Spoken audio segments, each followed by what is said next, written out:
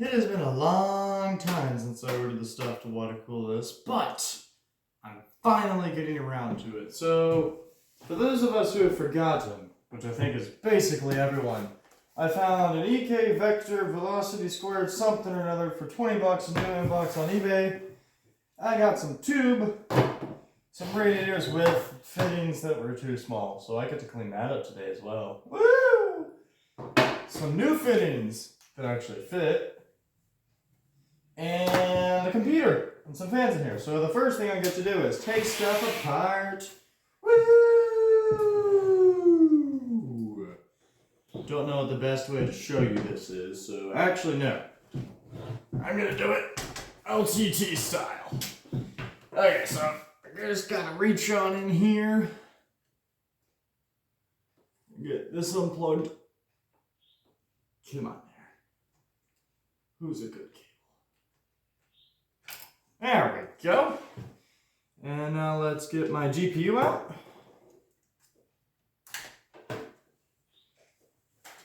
Oh wow, this is a lot harder when you're supposed to be hosting. Got some serious respect for Linus. There we go. I can probably leave the rest of these cables in. It'll be fine. And now, I think I take the fan off. That's probably the easiest next step. How does this come off?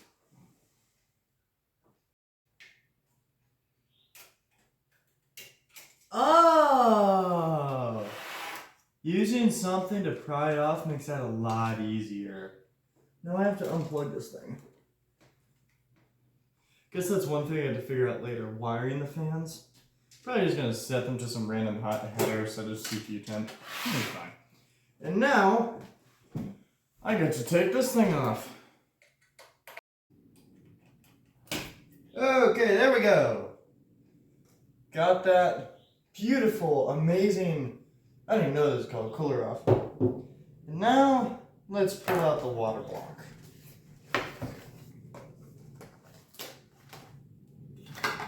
She's a beauty, and I have no idea how I'm going to attach her. Also, I took the thing off a while ago, so copper doesn't look too hot, but it'll be fine. Hard mount, here I come. Need to keep the back plate on somehow. Okay, so just to recap, because I did that really quickly. I've got the heatsink off, my old cooler. This guy right here. I've got my water block. There's still some thermal paste on there. I think I'm going to wipe that off and replace it, just because why not?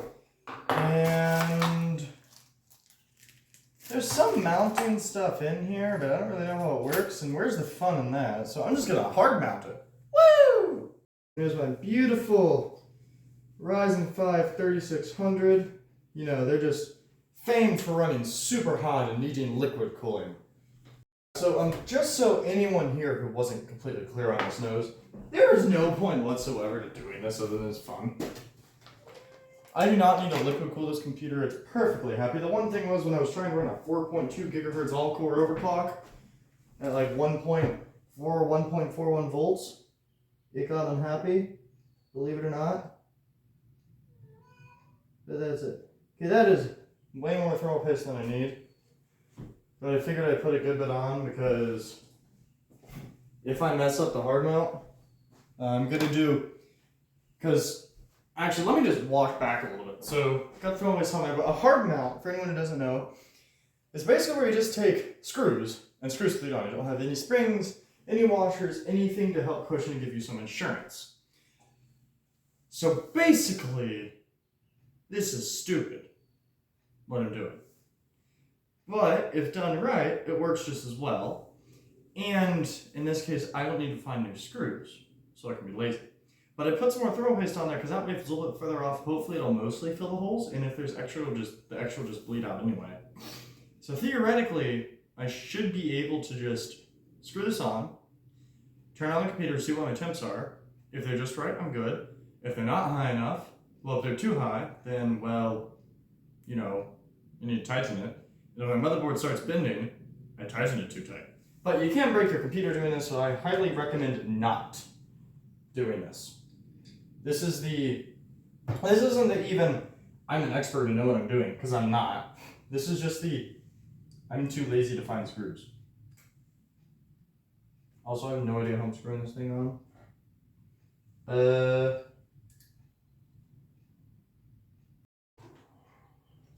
Maybe I can do this. Yeah, I can do this.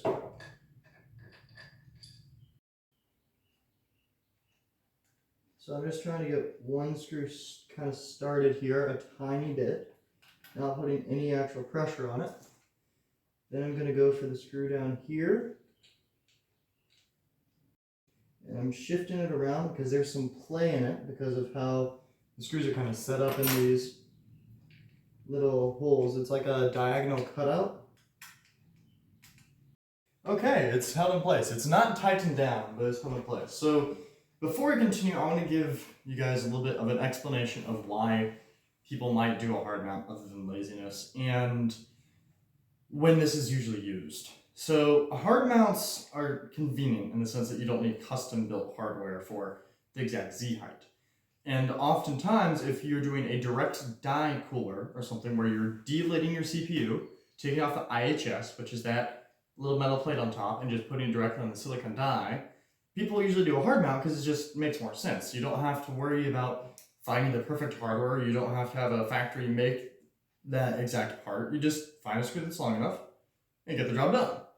And in this case, since I have an IHS, that should theoretically, I think, diffuse the pressure across that, so I have much less chance of tightening down one side of the cooler, of the water block, too tight, and cracking the die. I think that'll be almost impossible here. I think the main risk is the motherboard, which is much less.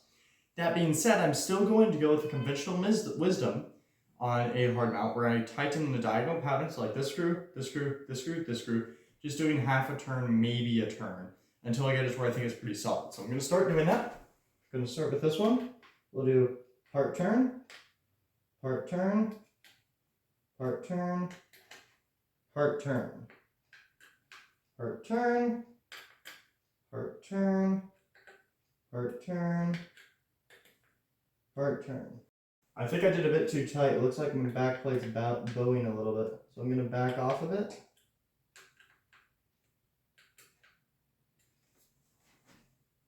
To be honest, I don't know if this is fine. I don't know if I have the right tension, but the back plate's bowed a little bit, but that's just a piece of plastic. It looks like the motherboard's more or less fine. I think. I can't really tell, to be honest. So I'm going to go ahead and get the other stuff set up, and then just turn it on, and when it posts, check my temps. Run some stress tests, see how hot it is, and be ready to turn it off if it gets too hot, obviously. Yeah, so the next step is grabbing some of these guys. Some of my fittings. I'm going to go and install them on the water block. And then the scary part is, so usually when you build a liquid-cooled computer, you do the logical thing. And you buy some variant of a D5 pump. D5 is renowned for its reliability, power, and just in general being a very, very good piece of kit. Also, side note, there is a right and wrong way to do this. It will make a difference in temps. So ins this side, outs that side, unless you like flip something around on the side and something around. But yeah. But I'm not doing that. So I'm going to be right back at the pump that I got. I got this very generic submersible pump that was probably made in China. Now, there were a lot of problems with this. One, I can't put this thing inside my computer case. It's way too big, so I'm actually going to get a cooler and put it outside the computer, which is probably really dumb, but it'll be fine. Because the goal is to do it on the cheap. Like, you could get all this stuff on eBay probably for like 100, 150 bucks. So if you want a water cooler, you can do it for pretty cheap, but yeah. But anyway, the problem is, this is certified to run between, I believe, 0 and 40 degrees Celsius. I don't know when the last time you checked your CPU temps, but they're usually a good bit higher than 40 Celsius. Now, I don't know if coolant temps are usually that high, but don't know. So what I'm hoping is the thermal mass of the water in my Chungus reservoir, as in water cooler thing that I'm going to get, will be large enough to hopefully make it work. But before we get to that, I need to install my rad, which I somehow have to get this fitting off of. I don't know how I'm going to do this. I'll be right back. Okay, I found some pliers, so let's see if these work.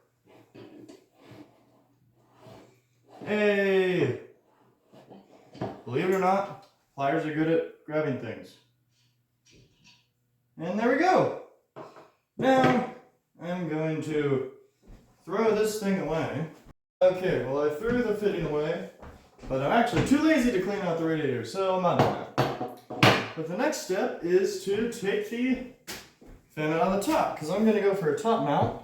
And I actually don't know what screws I'm going to use to mount on the top. I haven't gotten that far. If you can't tell, this was very much a YOLO! Now, one would normally use screws, but on a lot of my shorts, people have commented on how I've used rubber bands to hold M.2s in place. So, I figured, why not use rubber bands to hold fans in place? It's genius, right? Okay, the internet would be outraged, but like, no one watches my videos anyway. So who cares? Boom, problem solved.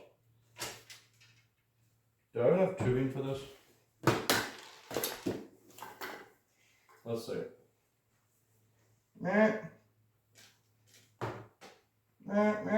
Probably. I'm doing it. Okay. So this is going on top with the cables coming in because I run without the side panel anyway. Better temps, you know. And yes, the reason I'm getting this is for overclocking. So it's not supposed to be a this is super pretty. It's a this is a fun way to do stupid things.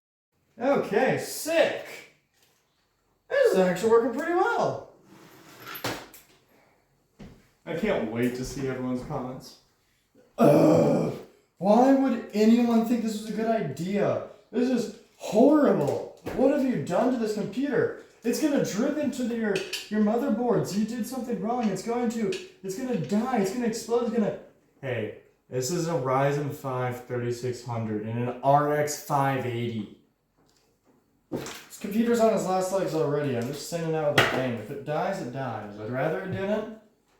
But hey, if it did, then to be honest, I'll just have gotten what's coming to me. So I think the plan here... Oh, this case actually has the things for this. It has things for an external radiator. Let's go. Hold up, let me get like something to tear that out. That's sick. Okay, hopefully the tube fits. I'm gonna have to cut part of this off because I got it all yucky with my experiment with that stuff. Yes! Okay, so this is what I'm thinking. In to there, right? And let me actually turn this around so it's the other way. So like flip the fans over, cool. Listen to Pandora. Enable the skill and link your account. Thank you so much, Alexa. In your Alexa app. That's what I needed to hear, Alexa. Okay, here's the cooler. Now let's fill it. Okay, here we are about 500,000 cups later. Well, this is nowhere near full. I think it is enough for our current purposes. So let me get a better angle here. Okay, and let's do this. I'm going to run from here, and sorry that you guys can't really see this. I don't have a camera person, so I'm gonna jam this on. Oh, that's tight. Oh, wow. And then run this around to the end, except not quite yet, because I want to do the wiring in here, or not the wiring, but the tubing in here first. Stuff that's outside is much more flexible. It's the stuff that's inside that I'm worried about. So, let's run this side into the out. And then run it. And then run it up. Making sure it stays on, because I'm a little bit worried about that actually. It seems to want to come off. To this one here. So, let's cut it right about here, I guess. I'm gonna get some scissors. It's the first time I've ever done this, so I'm gonna give myself some slack. We'll cut it here.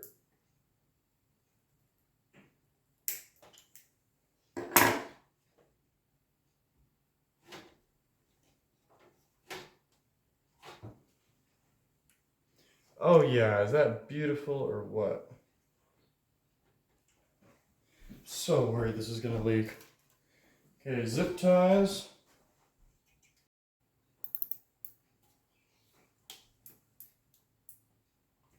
Okay. And runs down to there. I'll cut it right here.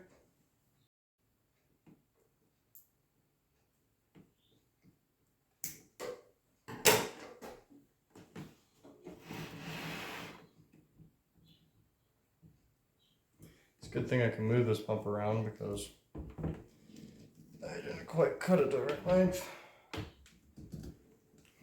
And now zip tie inside. Oh, we're so close to the moment of truth. I'm so scared. And this one right here.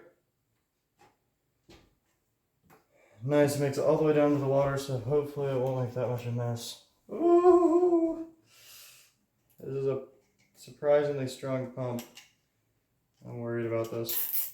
Okay, let me put a little more water in here. Now I'm gonna grab an extension cord so I have more control over turning this thing on and off, and make sure I have it set to its lowest setting.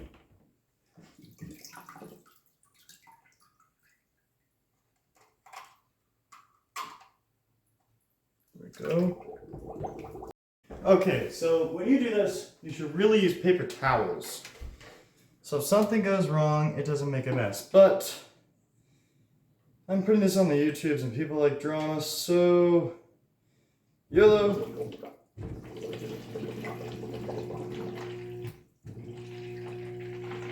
Hold up. It's working! Sorry, that wasn't manly enough. It's working! And you can hear it, but that's not bad. Any leaks? I don't think so. It's got all the air bubbles out, basically. This is on its lowest setting. Look at this flow rate.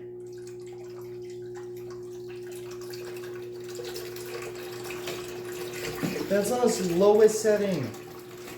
Don't know what temps are. I doubt I'll turn it up. But we'll see. I'm gonna turn it off now, clean this up, move it back to my room, deploy it, and let's see what temps we're getting. Okay, this is where things get dangerous. I have my computer plugged into mains power and everything wired up. And theoretically, I think these should still be attached just fine, but I don't know. So I'm going to take my pump and plug it in and hope for the best. 3. Oh. Jump the gun, but. Shoot.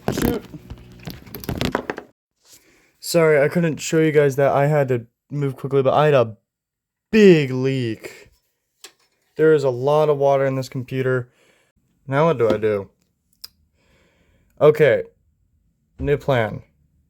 I've unplugged power. I'm going to let this sit for a while. I'm going to get my space heater and point it at it to dry it out.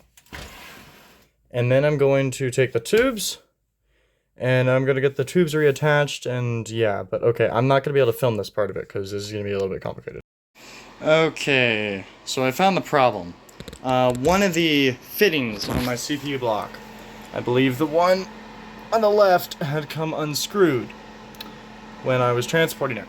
I didn't check for that, like a dum-dum, and it leaked. So I'm going to do another test real quick to see if it leaks now without anything plugged in, and hopefully this works.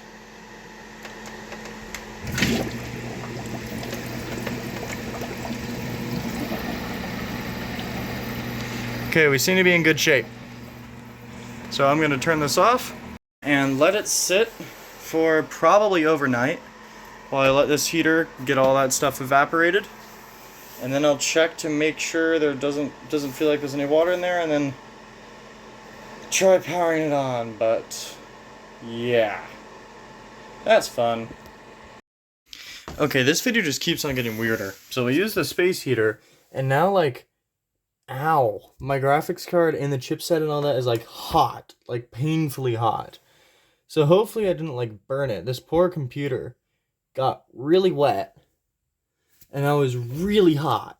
So I think now I just let it sit and cool for a while, and then I'll try it again and we'll hope it works. Alright, so I'm back and I'm gonna see if I can make this thing just work, because theoretically it's more or less dry, and I mean, hey, if something explodes, at least I'll hopefully get it on camera. So, no leaks there. Let's move the computer to where I want it. This is scary. Sorry for the very low quality footage, by the way. I'm kind of worried about not killing stuff. Okay. Now around to the back. I'm gonna get judged so hard for my cable management. Then again, no one's gonna watch this video, so yeah. Okay, checking for... It just turned on. That's not good. What was that?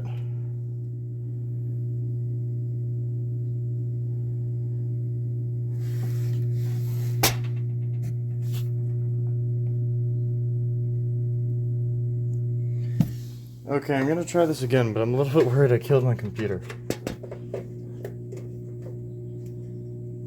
Okay, plug in.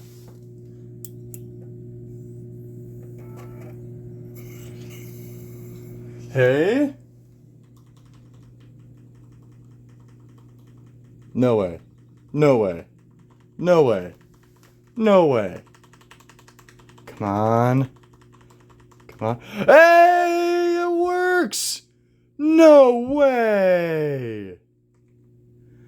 Oh, wow, this thing... No way. Okay. I'm gonna figure out why it's not showing up on my main monitor, get that stuff figured out. I'm booting Windows. Let's see what temps are running at. This is awesome! Okay, I'm actually a little bit confused. So, I just recorded it for this. I was like, yeah, it's working, it's perfect! Because I had it at 40 degrees Celsius for a significant amount of time, which is much colder than what it was before, but it's up to 63 now. It seems to be holding steady, but I'm not sure why it jumped quickly and whatnot. So I'm going to call this a success for now.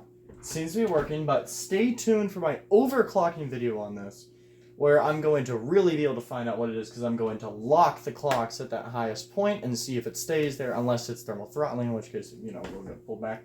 But 63.4 degrees Celsius? Dang, that's 100% CPU load. That is at, like, probably at least 20 degrees Celsius headroom, and I can kick up the pump big time. It's on the lowest setting, and I think my mount might be a little bit off too, so I'm feeling pretty good about this. This is awesome. So yeah, thanks for watching. I hope you enjoyed this, and press like, subscribe, all that stuff. Stay tuned for my overclocking video where I'm gonna like actually show it overclock, because I don't know what this thing's gonna be able to do with a liquid cooler on. I've never tried that, and I mean, it'll just be fun. Come on for the ride.